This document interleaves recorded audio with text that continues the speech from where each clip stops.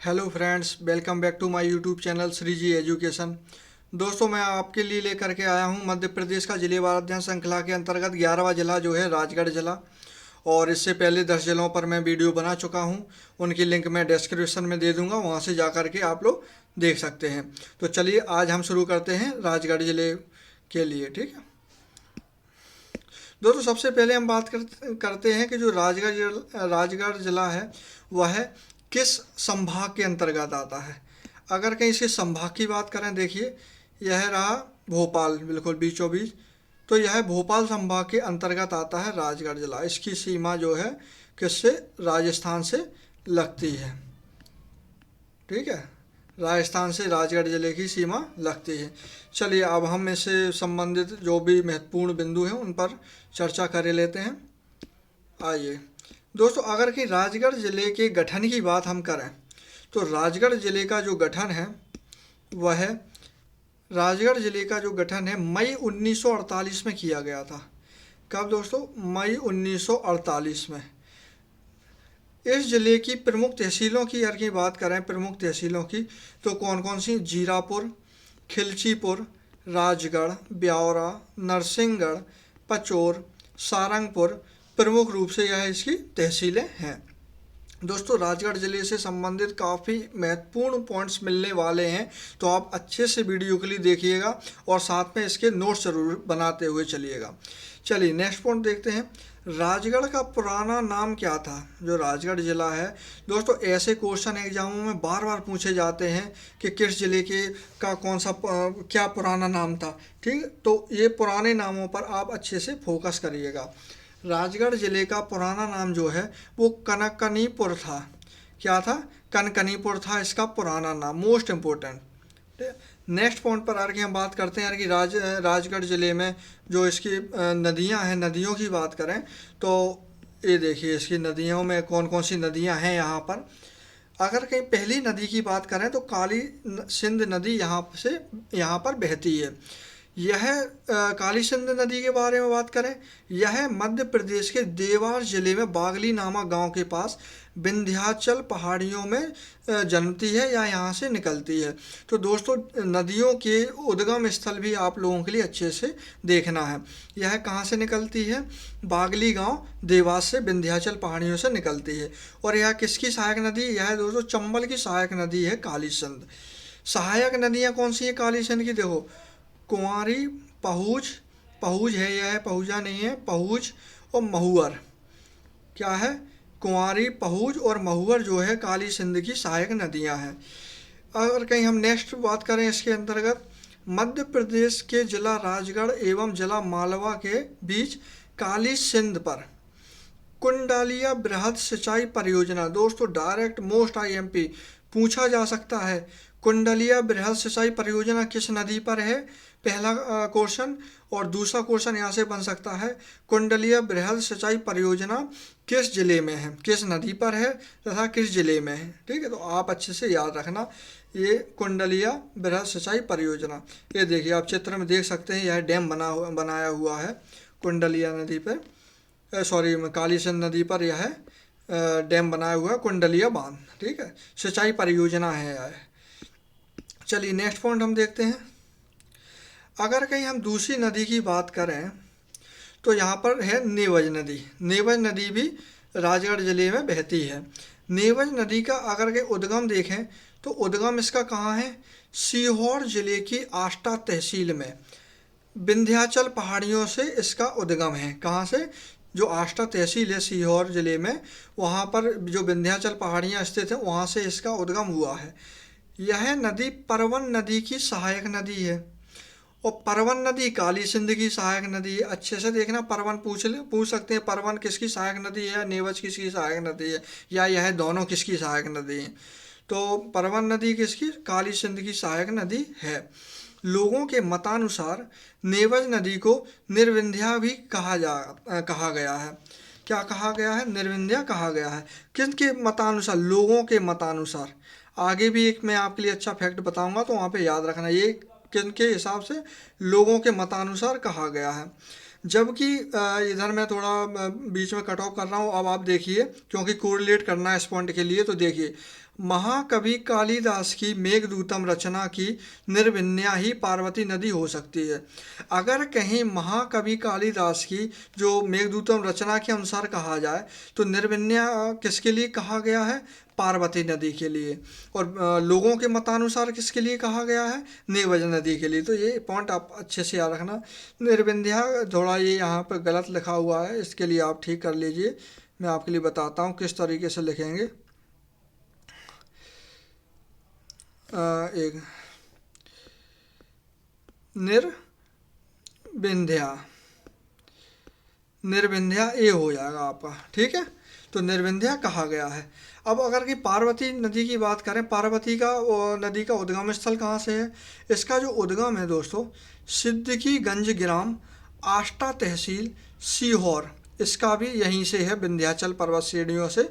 तो दोनों का, नीवज का और पार्वती दोनों का उद्गम स्थल सेम है। यह किसकी? यह चंबल की सहायक नदी है दोस्तों, याद रखना। नीवज किसकी थी? परवन की, और परवन थी काली सिंध की, जबकि पार्वती नदी डायरेक्ट चंबल की सहायक नदी है।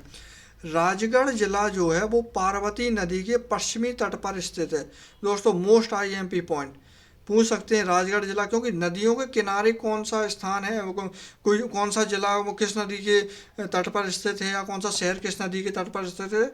तो यह एग्जामों में काफ़ी बार पूछा गया है और पूछा जाता रहेगा, ठीक है। तो आप ये देखिए, राजगढ़ जिला जो है पार्वती नदी के किस तट पर है? SI, MPSI और MPPSC वाले तो खासकर देख ही लें, तट भी पूछ लिए जाते हैं कि पूर्वी तट पर है, पश्चिमी तट पर है। हाँ, तो किस तट पर है? पश्चिमी तट पर स्थित है। पार्वती नदी को पारा नदी भी कहा जाता है, मोस्ट इम्पोर्टेंट पूछ लिया जाए पारा नदी और किस नदी का अन्य नाम है, तो कहीं कुछ भी क्वेश्चन बन सकता है ना। तो एक एक पॉइंट काफ़ी महत्वपूर्ण होने वाला है। और ये मैंने बता ही दिया, महाकवि कालिदास की मेघदूतम की रचना में इसके लिए कहा गया कि निर्विन्या जो है वो पार्वती नदी ही हो सकती है। और अगर कहीं लोगों के मतानुसार कहें तो वो नेवज निर्विन्या हो सकती है। चलिए नेक्स्ट पॉइंट हम देखते हैं। नेक्स्ट पॉइंट है, राजगढ़ जिला पार्वती नदी के पश्चिमी तट पर स्थित है। जैसा कि अभी हमने डिस्कस कर लिया है, पार्वती नदी के पश्चिमी तट पर स्थित है, जबकि नेवज नदी जो है राजगढ़ जिले में बहती है। दोस्तों आपके लिए कहीं कहीं पॉइंट देखने के लिए मिलेंगे कि जो राजगढ़ जिला है वह नेवज नदी के किनारे स्थित है, लेकिन वह पॉइंट आपका गलत हो जाएगा, क्योंकि जो राजगढ़ जिला है वह पार्वती नदी के तट पर स्थित है और कोई पश्चिमी तट पर स्थित है। चलिए नेक्स्ट पॉइंट देखते हैं। मध्य प्रदेश में स्वच्छता ही सेवा अभियान की शुरुआत राजगढ़ जिले से हुई थी। अगर मध्य प्रदेश की बात करें तो कहाँ से हुई थी? राजगढ़ जिले से। दोस्तों इम्पोर्टेंट पॉइंट है, हल्के में मत लेना। किसी भी योजना की शुरुआत किस जिले से हो रही है, कब हो रही है, तो यह तो काफ़ी इम्पोर्टेंट होता ही है। देखो, यह शुरुआत 2 अक्टूबर 2014 को स्वच्छ भारत अभियान के पहल के तहत की गई थी, जब उन्होंने जो माननीय मुख्यमंत्री श्री मोदी जी ने लाल किले की प्राचीर से घोषणा की थी कि स्वच्छ भारत अभियान की शुरुआत की जाएगी। तो इसी अभियान के तहत मध्य प्रदेश में भी जो राजगढ़ जिला है यहाँ से स्वच्छता ही सेवा अभियान की शुरुआत हुई थी। और अगर कहीं स्वच्छ भारत अभियान की बात करें तो यह उत्तर प्रदेश से शुरुआत की गई थी इसकी। आइए नेक्स्ट पॉइंट देखते हैं। देश का पहला, दोस्तों यहाँ पे ध्यान देना, देश की बात हो रही है, मध्य प्रदेश ही नहीं बल्कि पूरे देश की, पूरे भारत की बात हो रही है। देश का पहला मानव विकास सूचकांक ह्यूमन डेवलपमेंट इंडेक्स HDI, क्या HDI ह्यूमन डेवलपमेंट इंडेक्स मानव विकास सूचकांक जारी करने वाला पहला जो जिला है वह कौन सा है? राजगढ़ ही है। कौन सा पहला जिला जिसने देश में मानव विकास सूचकांक जारी करना शुरू किया वह है राजगढ़ जिला है मध्य प्रदेश का, जिसने वर्ष 1995, दोस्तों डेट याद रखना अच्छे से, कब से किया था? 1995 से। 1995 पृथक मानव विकास प्रतिवेदन प्रस्तुत किया था। अगर देश का प्रथम मानव विकास सूचकांक जारी करने वाला राज्य कहें तो वह कौन सा है? मध्य प्रदेश ही होगा। ह्यूमन डेवलपमेंट इंडेक्स जो है सर्वप्रथम मध्य प्रदेश राज्य ने ही जारी करना शुरू किया, ठीक है। नेक्स्ट पॉइंट हम देखते हैं, मध्य प्रदेश का प्रथम सोलर पार्क। मध्य प्रदेश का प्रथम सोलर पार्क की बात करें तो वह राजगढ़ ज़िले में ही स्थापित किया गया है। ठीक है, प्रथम सोलर पार्क एमपी का राजगढ़ ज़िले में स्थापित किया गया है। नेक्स्ट पॉइंट हम देखेंगे, राजगढ़ ज़िले में नरसिंहगढ़ का किला स्थित है।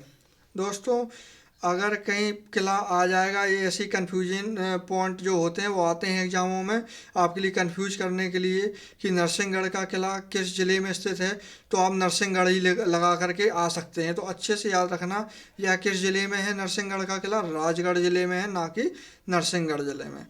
ठीक है, इसे कश्मीर ए मालवा कहा जाता था। पूछ सकते हैं कश्मीर ए मालवा किस किले को कहा जाता है, किस किले को कश्मीर मालवा कहा जाता है, तो यह नरसिंहगढ़ के किले के लिए कश्मीरी मालवा कहा जाता है। नेक्स्ट पॉइंट देखेंगे हम, कपिलेश्वर का मेला सारंगपुर में लगता है।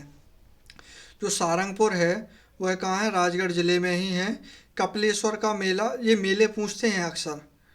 ठीक है, मेले तो अच्छे से याद करके जाइएगा कि कौन सा मेला कहाँ पर लगता है, तो मैंने आपके लिए बता दिया। एक तो यह है कपिलेश्वर का मेला जो है वह सारंगपुर में लगता है। चलिए नेक्स्ट पॉइंट पर हम डिस्कस करेंगे, श्री तिरुपति बालाजी मंदिर जीरापुर में है। तो जीरापुर जो तहसील है यहाँ की राजगढ़ की, तो श्री तिरुपति बालाजी मंदिर कहाँ पर है, जीरापुर राजगढ़ में स्थित है।